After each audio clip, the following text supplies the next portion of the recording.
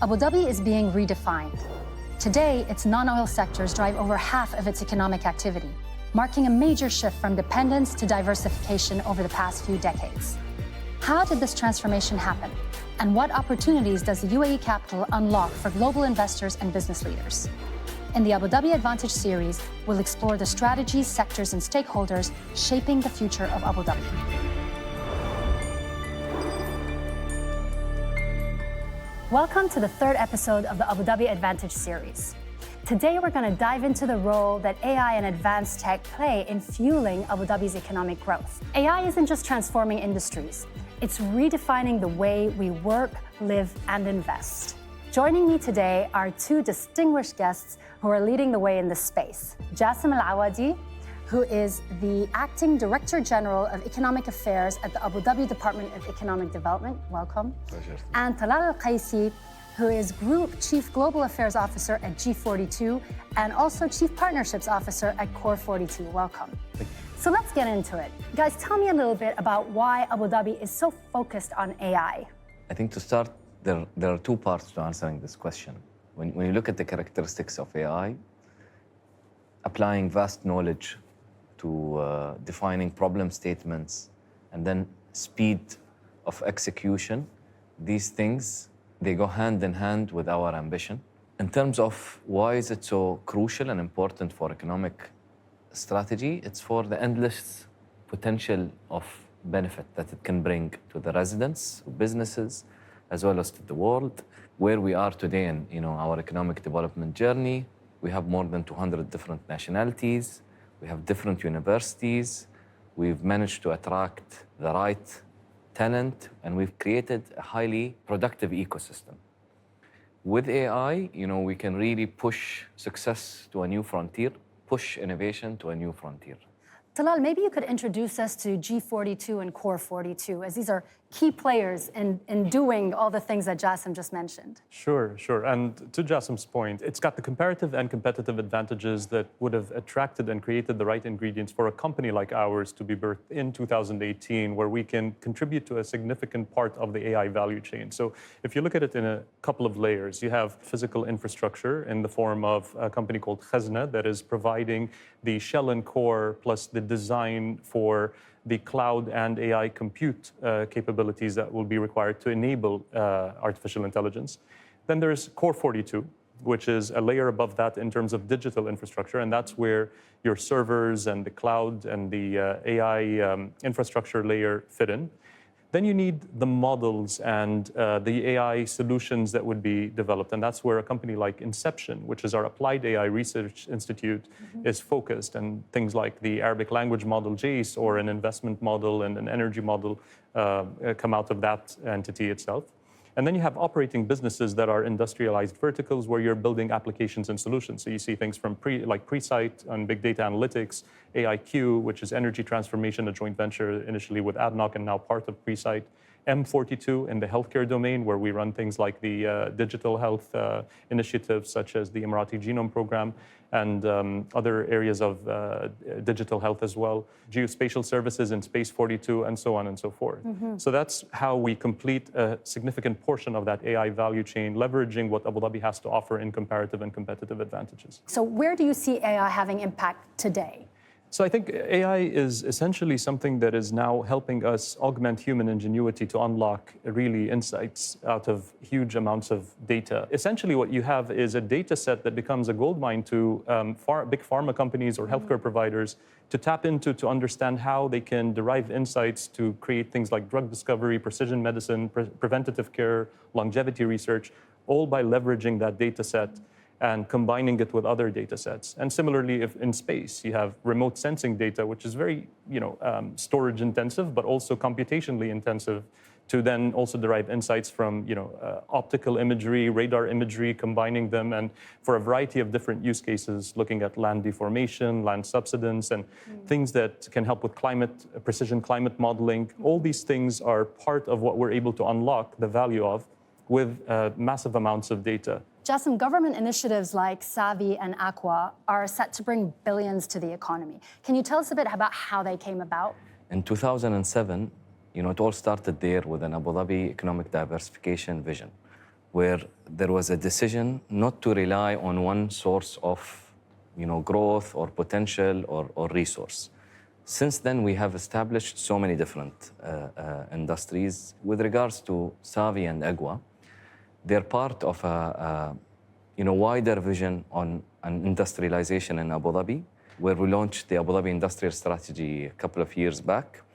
Savi and Agwa collectively, we're talking about contributing more than 50 billion in GDP by 2045. We're talking about creating more than 50,000 jobs directly. What's really different about Savi and Agwa are that they're economic clusters. Last year, we've launched the Smart and Autonomous Vehicle Industries Cluster, right? Where we think about the activity related to manufacturing, autonomous vehicles or vehicles, and we're thinking about the driverless experience. Yeah, and in that particular experience with driverless cars, we actually at G42, as part of a company called Space 42, deployed the brain and the fleet of those autonomous vehicles. We look at the geospatial data and the high-definition mapping within the Bayanat Smart Solutions part of Space 42, and then on the communications infrastructure from the YASAT Space Solutions component, are combining these technologies to be able to deliver that driverless experience and deploy the fleet that takes advantage of the cluster that Abu Dhabi has built.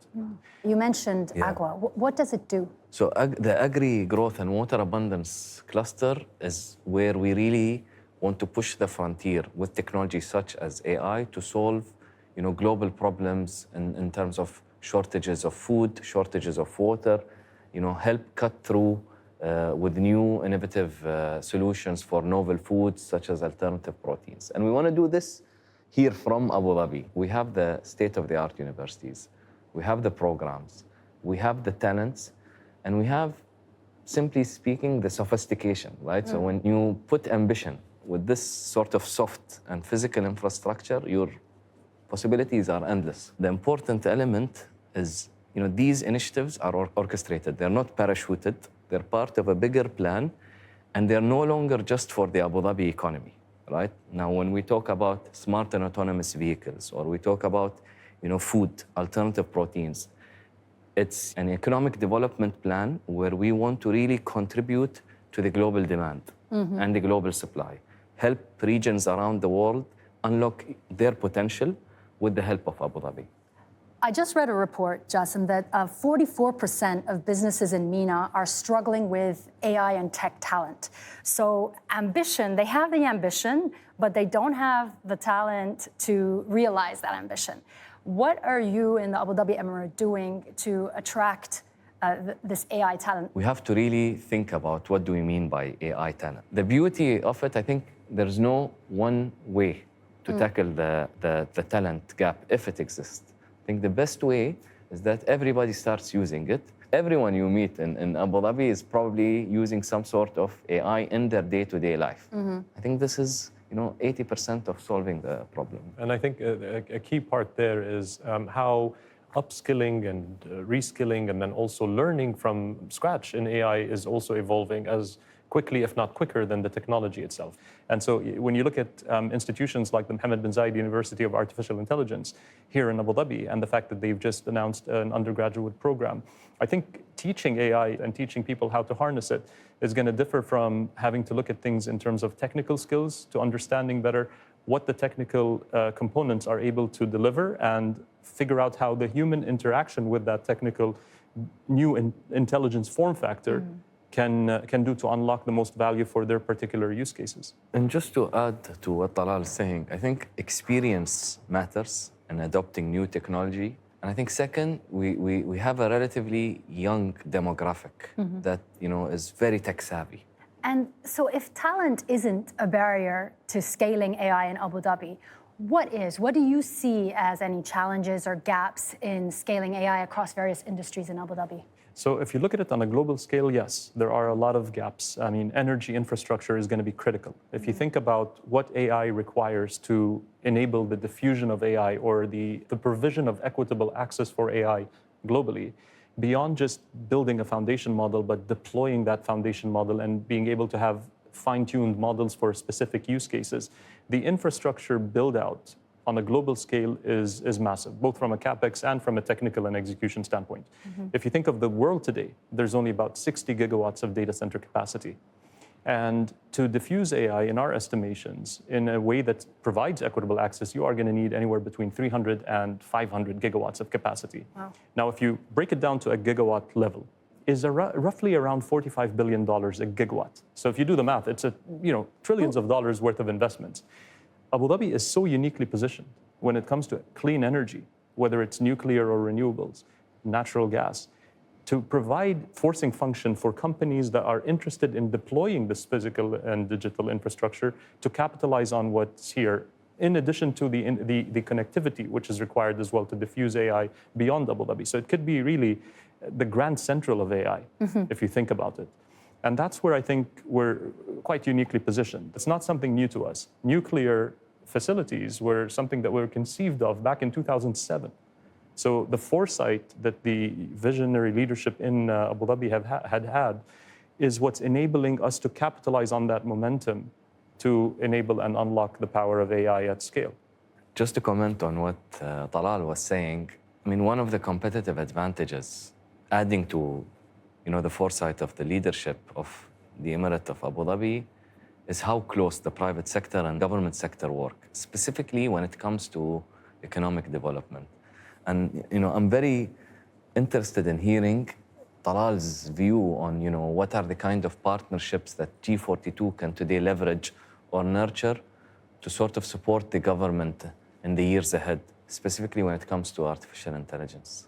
Yeah, no, absolutely. I think an important component to everything we do is using partners as a force multiplier to everything that we're trying to accomplish. So a great example of that is what we've done with Microsoft. Not only did they invest in G42, but even prior to that investment, we built a very unique partnership with them that I think is something that they even now think is exportable to other parts of the world in a joint value proposition with G42 to enable the Abu Dhabi government to leverage public cloud in a sovereign way and deliver value to public sector and regulated industries here in Abu Dhabi. And you both mentioned the regulatory framework. Maybe you could tell us from your point of view, Talal, a bit more about the regulatory framework and how that enables the work that G42 does in AI.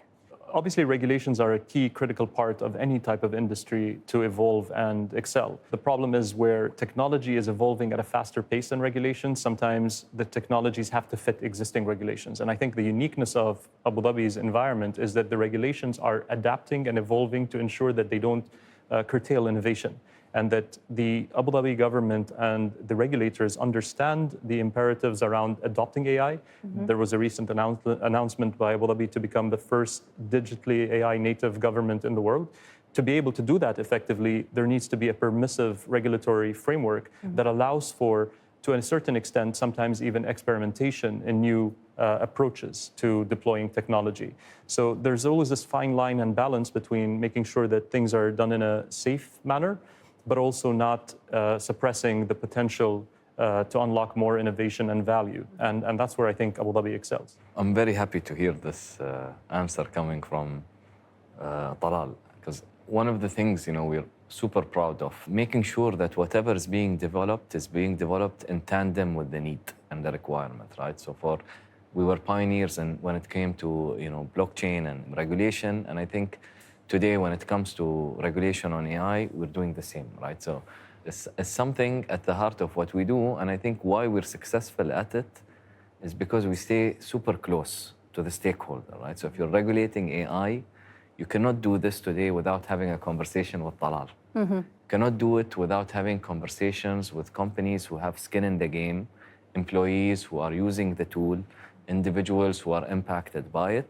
Just to give you an example, with Savi, when we launched the cluster, we brought all the stakeholders. So we had global companies. We brought local players who are on the receiving end.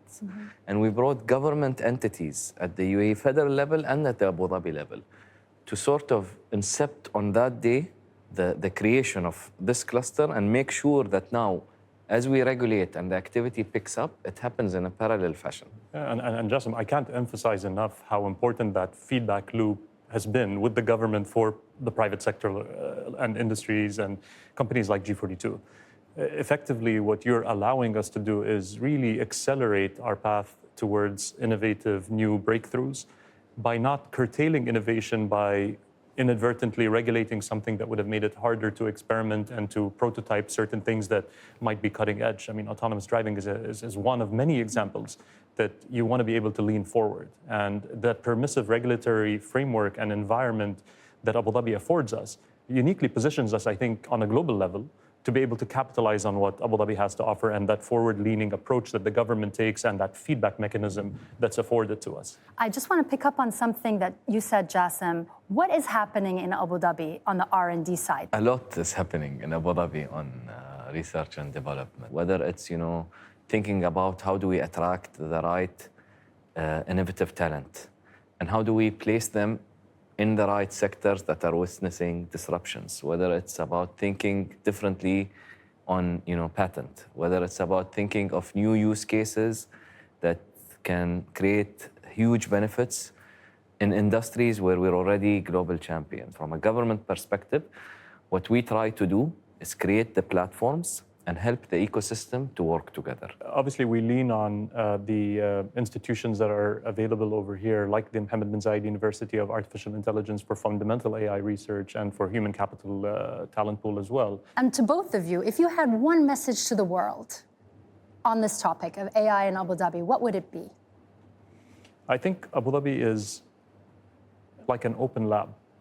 And that open lab environment is very conducive to the best and the brightest minds and companies to come and leverage what it has to offer, to be able to build and innovate and iterate quickly and really take things to the next level in terms of the development plans that they have, and also leverage the compute infrastructure that we're deploying here at scale and the energy infrastructure that is enabling that. I think that it's a very unique confluence of the right ingredients, and that, along with the geographic centricity and the lifestyle that Abu Dhabi affords, is something that should be a real attraction to any company and any innovator around the world that wants to come and leverage what Abu Dhabi has to offer. Jasem, do you agree? I completely agree, and I think my message, or what I want to leave the audience with, is, simply speaking, we're your partners, right, at Abu Dhabi. I don't think in Abu Dhabi we're riding this wave, right? I think we're building this wave. We're huge momentum behind AI. And years back, the United Arab Emirates bet on artificial intelligence. And we have guidelines and policies about artificial intelligence that have been out there for a long, long time. It's no longer an experimental technology. It's something that it's out there. It's impacting day-to-day decisions and day-to-day behaviors. Yeah, I can't agree more, Jasem. I think it's the worst it will ever be as it stands today, which is an incredible thing to think about, but it's only going to get better from here. Well, I've learned a lot from Talal and Jasem today. I've learned that AI is not the future, it's here now. And I've learned that Abu Dhabi is embracing AI, not just for its own economic growth, but it wants to solve problems on a global stage. Thank you for joining me on this episode of the Abu Dhabi Advantage series, and I hope to see you next time.